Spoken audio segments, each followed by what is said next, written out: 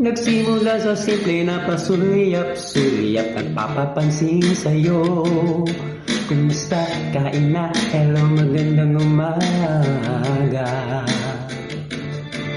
Ngunit di ko na alam kung ano ang patutunguhan. Ang hiling ko lang naman na itong naramdaman.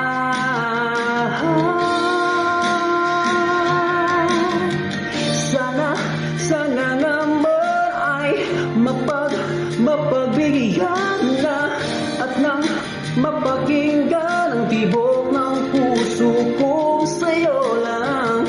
Nara